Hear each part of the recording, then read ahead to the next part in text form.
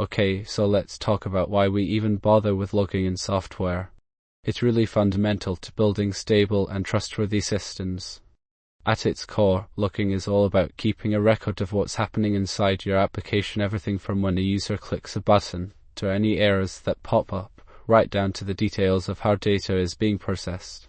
It's incredibly valuable for debugging when something breaks. It's crucial for demonstrating compliance with regulations like GDPR or HIPAA by providing an audit trail of activity, and it allows us to monitor performance, spotting slow areas in our code before they impact users. And finally, logging can be a powerful tool for detecting security threats. Okay, so let's talk about logging and monitoring. They both help us understand what's happening in our systems, but they do it in very different ways. Logging is like a detailed record book of what happened. It captures every event, giving you the context to investigate problems when they arise. Think of it as a way to replay an event exactly as it occurred. On the other hand, monitoring is about keeping an eye on the health and performance of your system, checking key metrics like how much CPU your application is using or how quickly requests are being processed. Monitoring uses numbers and trends to help you spot potential issues before they become major problems. Okay, let's talk about log levels. Think of them like a priority system for your application's messages. You have debug, which is super detailed, really useful when you're developing and figuring things out. Then there's info, which just tells you what's generally happening as the app runs. Warning flags potential problems that need looking into, but aren't immediately breaking things. Error means something went wrong, but the application can usually continue running. And finally, critical or fatal, those are serious issues that might cause a crash and demand your immediate attention. Understanding these levels helps you filter through logs effectively and quickly identify what needs to be fixed. Okay, let's talk about structured logging. Traditional logs can be a real pain to work with. They're just plain text, which makes it tough to find specific information and analyze trends. Structured logging changes all that. It formats your log messages as key value pairs, much like JSON. Think of it this way: instead of a simple error message, you have structured data like timestamp, level, message, and maybe even the component that caused the error. This makes logs incredibly easy to search, filter, and analyze automatically, saving you tons of time and effort. Okay, let's talk about log management tools. It's a really important area for any engineer.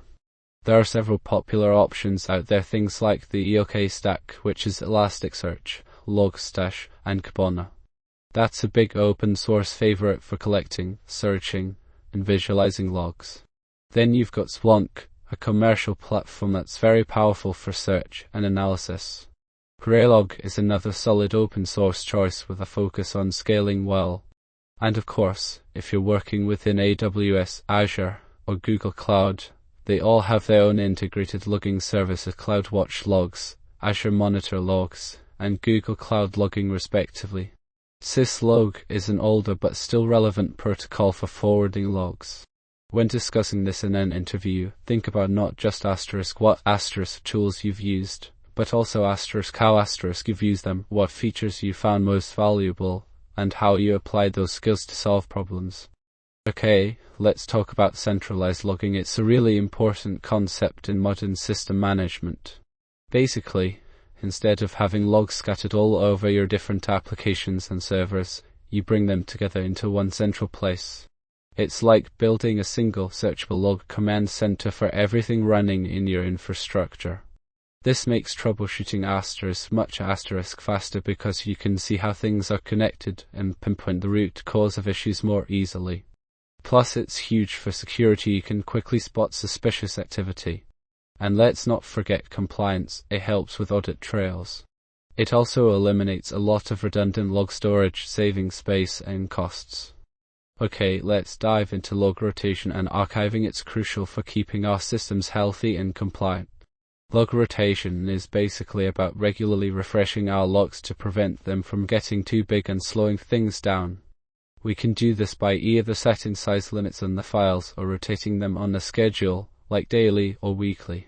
Tools often use cron jobs to automate these processes. Now, archiving goes a step further. It's about moving those older rotated logs into a separate storage area for long-term preservation, and because we might need them later for audits or investigations. Think of it as creating a log history. It's important to plan how long you actually need to keep your logs, considering legal regulations and business needs, and also be mindful of the costs associated with storing large amounts of data. Okay, let's dive into how to write logs that actually help you troubleshoot problems. The most important thing is to be specific and concise. Ditch the vague terms like error and instead tell us exactly what went wrong. Always include context too. Think about what was happening just before the event happened. Things like user ID or request URL can make a huge difference. Also, stick to a consistent format for your logs, ideally structured data like JSON. It makes searching and analysis so much easier. Don't forget to use severity levels info, warning, error to quickly highlight important issues. And finally, be mindful of sensitive information. Avoid logging passwords or API keys directly. Okay, so when we're talking about logs, they're incredibly helpful for understanding what's happening in our applications. But they also contain an lot of potentially sensitive information, things like passwords and credit card numbers. It's really important to protect that data. One thing we can do is mask or redact the actual values within the logs, replacing them with something less revealing. We should also encrypt those logs while they're stored on our systems. Then carefully control who has access to read and write logs using strong permissions. Regularly rotating logs, meaning we change them out for newer ones, and setting appropriate retention periods so we're not holding onto logs longer than necessary. These are all good steps. Finally, make sure you're using logging frameworks that have built-in security features to help protect your data. Okay, let's talk about log aggregation. It's essentially the process of gathering logs from all over your system, servers, apps, databases, and bringing them together in a single location. Imagine you have logs scattered across different machines. It's like trying to find a needle in a haystack. Agents like Filebeat or Fluent are deployed on each system to grab those logs. They then send them to an aggregator, something like Elasticsearch or Splunk, which cleans up the data, adds helpful information, and stores it all securely. It's a huge benefit for troubleshooting because you get a complete view of what's happening across your entire infrastructure. Okay, let's talk about log parsing. It's a really important skill in the world of observability. Simply put, it's taking those often messy logs we get from our systems and turning them into something much easier to work with. Think of it like sorting through a giant pile of notes. You wouldn't want to read every single one individually, right? Parsing does that for us. It converts unstructured text logs into structured formats like JSON or CSV. This makes searching for specific events way faster and easier. Plus, it allows us to do really powerful analysis using tools we're familiar with, like SQL, and lets us easily automate things by feeding these parsed logs into monitoring systems. Okay, let's talk about handling massive amounts of logging in a distributed environment. It's a common challenge. The key is to avoid bottlenecks by distributing the load. We can do this through several strategies. First, sharding or partitioning, basically splitting your logs across multiple servers based on what makes sense for your system. Then, we'll use queues like Kafka or RabbitMQ to buffer those logs before they are actually written down. Batching helps reduce the overhead of sending them. Sampling is useful when you don't need every single event, just a representative sample. Finally, compression and smart retention policies are essential for keeping costs down and complying with regulations. Okay, let's talk about metrics versus logs. Think of logs as detailed records like a diary of what's happening in your system. They capture specific events and errors, but they are often unstructured text. Now, metrics are different. They're quantifiable measurements that tell you how things are doing. They're numbers that show trends and performance over time. Think CPU usage or response times. So while logs describe what happened, metrics measure how well it's happening. Okay, let's dive into time series databases. They're a really important part of monitoring. Basically, they're built to handle data that changes over time, like the number of requests your app is getting or how full your service memory is.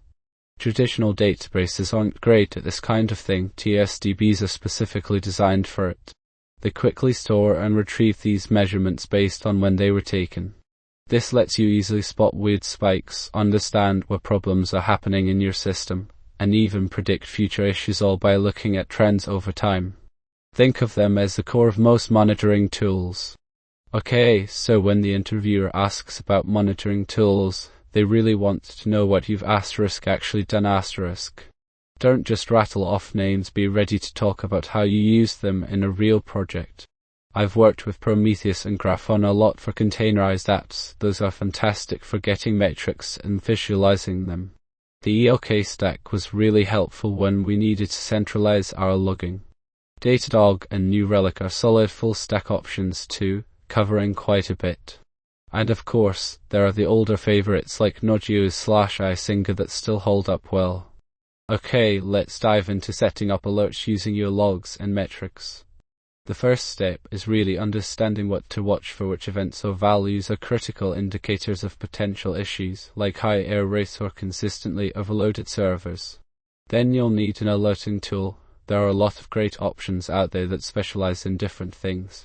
Next, it's all about setting those thresholds. Think carefully about what constitutes a problem and don't just use fixed values. Different levels of severity help prioritize alerts to the right team. Finally, always have a plan. Create runbooks or playbooks detailing how to respond when an alert goes off. Okay, let's dive into anomaly detection. It's all about spotting the unexpected in your system data. Think of it as finding a pebble out of place on a well-worn path, something that doesn't quite fit with what we consider normal. We build a baseline by looking at how things usually behave based on past performance. Then, anomaly detection tools look for significant deviations from this established norm. There are a few different ways to do this, from simple statistical calculations like standard deviation to more sophisticated machine learning algorithms that can learn complex patterns. And sometimes, we use predefined rules. If something goes wrong in a specific way, we get an alert. Ultimately, catching anomalies early is super important because they often signal problems before they actually cause issues and lead to downtime. Okay, let's talk about keeping tabs on your microservices. It's super important because if a service isn't healthy, it can really impact all the other services relying on it. A good starting point is centralized logging. Think of it like gathering all the messages from each service into one place so you can easily see what's happening and connect related events. Next up are metrics. We're talking about things like how quickly a request takes to process, how many errors are occurring, and how much CPU or memory each service is using. Tools like Prometheus help us track all of this. Health checks. These are essentially "are you alive" endpoints that services expose so monitoring systems can quickly check if they're responding. Distributed tracing comes into play when requests bounce between multiple services. It helps us follow the journey and find where things are slowing down or failing. And finally, alerts. We need to be notified when something isn't right. High error rates, slow response times, you name it. It's not enough just to collect data though. We need to investigate those anomalies and really figure out what's causing the issues. Okay, let's talk about tracing versus logging. Logging is like a detailed record of everything an application does: errors, successes, and just general happenings. It's good for understanding what's going on in individual parts of your system. But tracing goes much further. Tracing is all about following a specific request as it moves through different services and components. It's like having a detective that shows you exactly how each piece contributed to the overall outcome, which is super helpful for finding performance issues or problems across an entire distributed application. Okay, let's dive into distributed tracing. It's all about understanding how requests move through a complex system, especially in environments with lots of microservices. Essentially, it's like tracking a package as it moves between different delivery hubs. We use unique ID called spans to connect related events across those services. Each span represents one specific operation, maybe a database query or an API call. It can be tough to debug these complex systems without tracing. Errors might appear in seemingly unrelated areas. Tracing helps us find bottlenecks, pinpoint problems, and understand how all the different parts of our application are connected. Okay, let's talk about tracing tools. Distributed tracing is super important when your apps are made up of lots of different services all talking to each other. You've probably used a few different systems like Jaeger or Zipkin, both well-established open source options. OpenTelemetry is becoming really popular because it's a standardized way to get telemetry data, so you don't have to worry about being locked into one vendor. Lightstep and Dynatrace are also powerful commercial choices. When answering this question, remember to explain how you use the tools. How did you add tracing to your code? And what kind of information were you looking for in the trace data? Okay, so in a really complex system, your logs aren't all neatly stacked together. They're spread out across different services, and that can make it incredibly difficult to figure out what happened when something went wrong, or just to understand the flow of an operation. The key here is a centralized logging system. Think of it as a central hub where all your logs from every service converge. But just having them there isn't enough. You need to connect those logs together. To do that, we often use common keys like transaction ID or user ID consistently across the board. Then, structured logging in formats like JSON really helps because it makes it easier to pull out the information you need for correlating events. Log levels and filtering are also important. You don't want to be overwhelmed by irrelevant logs. Finally, and this is really important, implement correlation ID. Think of them as a unique trail marker that follows a request through all the services involved. Okay, let's talk about dashboards. In monitoring, a dashboard is essentially your command center, really helpful visual overview of what's happening with your tech stack. It's not just dumping raw data on you. Instead, it pulls together key metrics and displays them in charts, graphs, and tables to make it super easy to spot problems or trends. You can usually customize these dashboards to show exactly the information you need, and they often work hand in hand with alerts so you're notified immediately if something goes wrong. Okay, let's talk about what we should be looking at when monitoring a web application. It's not just about whether it works but how well it works and how users experience it. We need to consider performance metrics, things like response time, request rate, and error rates. Response time is key. Are pages loading quickly? Are requests being handled efficiently? Then there's application-specific data, such as database query times or cache hit rates, which can reveal underlying problems. Finally, don't forget user experience. Page load time and TTFB time to first byte give a strong indication of how users perceive the app's speed. Basically, we want to be able to spot bottlenecks and potential issues before they impact our users. Okay, let's talk about uptime monitoring, a really important part of keeping our systems running smoothly. Basically, it's all about checking if things are actually up and accessible when users need them. It's not enough to just wait for someone to tell you something is broken. We want to catch problems before they impact people. We start by figuring out what level of uptime we absolutely require, what's our target. Then we use tools like Prometheus or Grafana to set up regular checks, like pinging a server or verifying that a website is responding correctly. Most importantly, we need alerts so that when something goes wrong, someone knows and can take action immediately. And finally, we have to keep reviewing how things are working and adjust our approach as needed. Okay, let's talk about real-time log streaming. Basically, it's like getting a live video feed of all the events happening in your systems, no waiting around for logs to be collected and processed. It's how you can spot problems as they happen, rather than after they've caused an outage. You're sending those logs directly to a system that analyzes them immediately. You'd use it when you need to react super quickly to something like a server crashing or a potential security threat. Or if you're tracking how your users are interacting with new features, streaming gives you instant feedback. It's really about getting those insights right away, unlike traditional log aggregation, which can have a bit of a delay. Okay, let's talk about crafting a log retention policy. It's really important to get this right. First, you need to figure out what your legal obligations are, like GDPR or industry standards. Then group your logs together based on how serious they are and where they came from: errors, security events, application logs. It's all about categorization.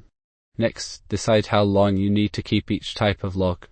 Critical issues might warrant keeping them for 30 minutes, 90 days, while less urgent stuff could be held for a bit longer. Don't forget to plan for archiving older data. Moving it to cheaper storage is key. And finally, regularly review and update your policy as things change. Okay, let's talk about log indexing. It's basically how we make logs actually useful. Imagine you have thousands of log files from all your servers and applications, a huge mess. Log indexing is the process of taking that raw data and turning it into something searchable. Think of it like an index in a book, allowing you to quickly find the relevant information without reading every single page. It involves normalizing the logs so they use consistent formats, breaking down messages into their key components, and building what's called an inverted index, a super fast way to look up specific terms within all the logs. Okay, let's talk about ELK. It's a really common stack you'll encounter when interviewing for logging and monitoring roles. ELK is short for Elasticsearch, Logstash, and Kibana, and it's basically your central nervous system for all the data coming from your applications. Elasticsearch acts like the main database, storing everything in a way that makes searching super fast, like having an index of every log message. Logstash then grabs those logs from all over your systems, cleans them up, and sends them to Elasticsearch. Finally, Kibana is where you actually see what's going on. It lets you build beautiful dashboards and charts to understand trends and identify problems. Okay, let's talk about the EFK stack. It's a really common setup for logging, especially in modern applications. At its core, we have three key players: Elasticsearch, Fluent, and Kibana. Elasticsearch is like a super fast index. It stores all your logs in a way that makes them incredibly easy to search through. Next up is Fluent. It's the workhorse of the system. It grabs logs from all sorts of places, maybe your servers or applications, and sends them securely to Elasticsearch for storage. Finally, we have Kibana. Think of it as your logging dashboard. It allows you to visualize the data in Elasticsearch, build charts, and really understand what's happening within your infrastructure. Okay, let's talk about how you'd actually do application performance monitoring. It's not enough to just say we monitor our app. You need a plan. First, you'll want to pick the right tools. There are lots of great options out there. Then, and this is super important, you need to instrument your code itself. This means adding pieces of tracking code that report on things like how long requests take, or if errors are happening. Don't try to track everything though. Focus on the stuff that really matters to users, things like latency, which is basically how slow it is for a request to complete. Set up alerts so you're notified when things go wrong, and then use dashboards to actually visualize what's going on and figure out why problems are happening. Okay, let's talk about how we measure service health. We use two key terms: SLIs and slows. An SLI is simply a metric like how long it takes for your website to load or what percentage of requests result in errors. It's an objective measurement of what is happening. Now, an SLO is different. It's a target we set based on that SLI. It tells us what level of performance we need to deliver to our users, essentially how good we want it to be. Think of it like this: the SLI gives you the data, and the SLO sets your goal for that data. Let's talk about SLA. They're super important in understanding how a service is supposed to work. Think of it as a promise from the provider about how reliably you can expect things to run. They usually cover things like uptime, how quickly you get a response when you need help, and what happens if something goes wrong. You'll often see metrics around availability, basically how much time the service is actually working. It's all about setting clear expectations and making sure everyone's on the same page. Okay, let's talk about tackling latency issues. It's a really common challenge. The first thing is to clearly define what latency actually means for your application. Then you need to start gathering data using tools like Prometheus or Grafana to track how things are performing over time. It's important to set up alerts so you know when something's going wrong. Distributed tracing can be a huge help here. allowing you to follow requests as they move through different services and pinpoint exactly where the slowdown is occurring. Don't forget about logs. Often errors or inefficient operations will show up there. And finally, sometimes it's just a network issue, so don't rule out using tools like ping to check for connectivity problems. Okay, let's talk about synthetic monitoring, a really important concept in observability. Basically, it's like having a digital clone of your users constantly checking in on your apps and services. Instead of waiting for real people to report problems or relying only on their experience, we set up automated synthetic nodes that mimic typical user behavior. They'll log in, browse pages, add things to carts, you name it. This gives us a consistent view of performance, helps us predict issues before they hit actual users, and makes it much easier to figure out what's causing problems when something does go wrong. Okay, let's dive into end-user experience monitoring. This isn't just about checking if our servers are running smoothly, though that's important too. UE is all about seeing how users feel when they interact with our apps and websites. It's like putting on a pair of glasses to understand what really matters from the user's point of view.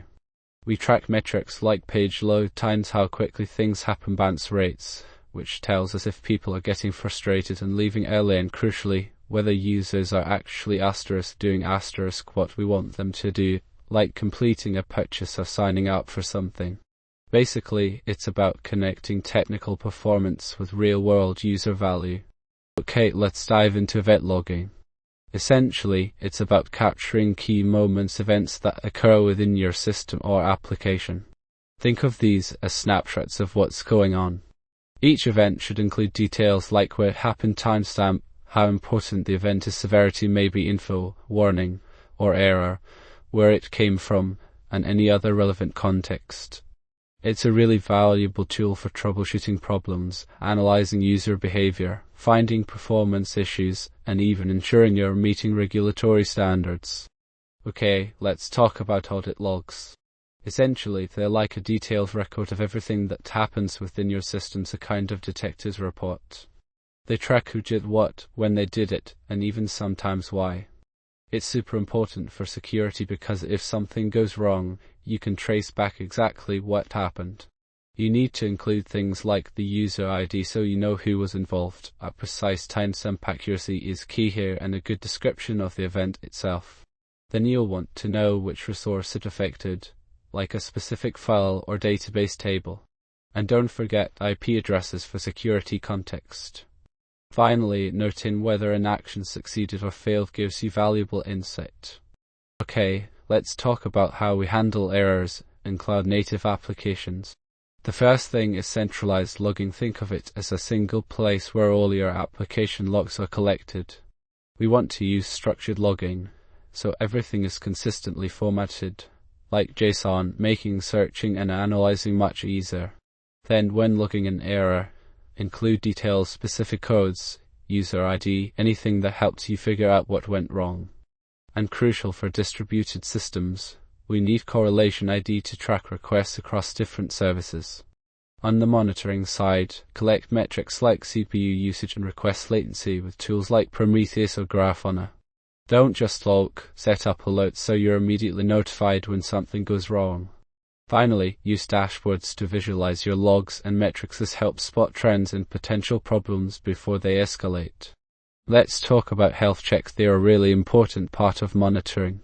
Basically, they're like little automated tests we send to our services to see if they're still running smoothly.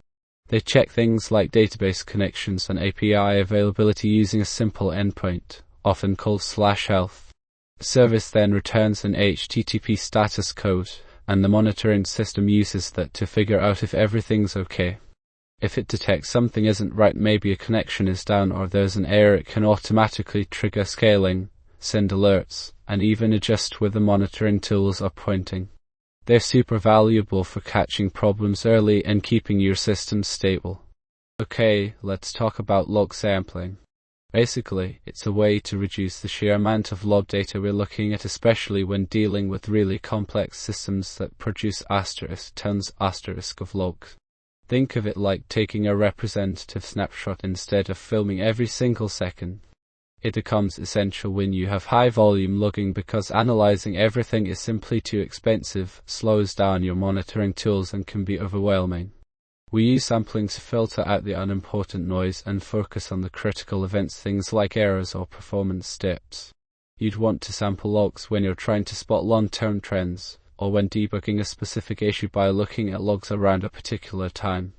Okay, let's talk about monitoring resource usage in the cloud. It's not just about checking if things are running, it's about understanding how they're running and identifying opportunities to make them more efficient. First off, your cloud provider Oz, Azure, Google all have fantastic built-in tools like CloudWatch, Monitor, or their equivalents. These give you a wealth of data on things like CPU, memory, and disk usage right down to the individual instance level. But sometimes you need more detail. So we often deploy agents like Prometheus or Datadog that can collect custom metrics specific to your applications. We then combine this with analyzing logs, think Elasticsearch to really understand why resources are being strained. Finally, setting up alerts based on thresholds is key. If a server's CPU is always above 80%, you need to know about it. And don't forget to keep an eye on your cloud costs. There are often ways to right-size instances or eliminate unused resources. Okay, so how do we actually keep tabs on things when our applications are running in containers? It's all about having a good plan. First, you want to gather all the logs from those containers and put them somewhere central. Think Elasticsearch or Splunk. That makes it really easy to search through everything later. Then collect key metrics like how much CPU and memory each container is using, along with things like response times and error rates. Tools like Prometheus and Grafana are great for this. Container monitoring platforms can automate a lot of the work. And crucially, use health checks, liveness, and readiness probes so your system automatically knows when something isn't right and can take action. Finally, if you have complex microservices interacting with each other, distributed tracing tools like Jaeger or Zipkin will help you figure out what's going on. Okay, let's talk about proactive monitoring. It's a really important shift in how we think about managing our systems. Instead of just responding to problems as they pop up, like when an application crashes or a website slows down, proactive monitoring is all about seeing potential issues before they ever become a problem for your users. It's essentially being a detective, constantly looking for clues that something might be amiss. We use things like setting thresholds, basically saying if this number goes above X, it's a warning sign, and even more sophisticated techniques like machine learning to spot unusual patterns and then doing root cause analysis to figure out why those patterns are happening. Okay, so let's talk about incident management. Basically, it's how we handle problems when things go wrong with our systems, like an outage or slow performance. Monitoring is a really crucial part of that process. Think of monitoring as your early warning system. It constantly checks key metrics like server load and response times. If something starts to look unusual outside its normal range, monitoring will alert us, signaling a potential incident. Then, our incident management team steps in to investigate the issue, figure out what's causing it, get it fixed, and restore service quickly. Okay, so let's talk about observability. It's a really important concept in modern systems thinking. Basically, observability is about being able to deeply understand what's going on inside your application or service, not just what you can directly measure with monitoring. It's asking the right questions. What exactly is happening? Why is it happening like that? And how do I know if something's going wrong before it impacts users? Logging and monitoring are essential tools to help achieve observability, but they are not the whole picture. Think of logging as providing detailed records, and monitoring as tracking key numbers. Observability uses both, plus traces and other insights, to give you a holistic view. Okay, let's talk about how to pick the best place to store your logs. It's not just about throwing everything into one giant pile. You need to think about how much data you're dealing with, for how long you need to keep it, and what you actually want to do with those logs. Are you going to be searching through them all the time, or just archiving them? There are a bunch of options out there, from simple file systems that work well for small projects to more sophisticated solutions like time series databases, object storage, or even log aggregators that pull everything together. Each has its strengths and weaknesses. It's important to consider your specific needs when making the decision. Okay, let's talk about some of the real challenges that come up when you are trying to build logging and monitoring systems for a large organization. First off, it's incredibly common to run into issues with sheer volume. We're talking massive amounts of data pouring in from all sorts of places. Then there's deciding how long to keep everything around, balancing our need for historical insights with the fact that storage costs can quickly add up, and, of course, we have regulations like GDPR or HIPAA to consider. Another frequent problem is having logs scattered across different systems. Each application might be logging in its own way, making it really hard to find connections and understand what's going on. Alerting is often a huge headache too. You end up getting bombarded with notifications, and eventually people stop paying attention. And finally, don't underestimate the cost. These tools aren't cheap, so optimizing how they're used is vital. Thank you for watching.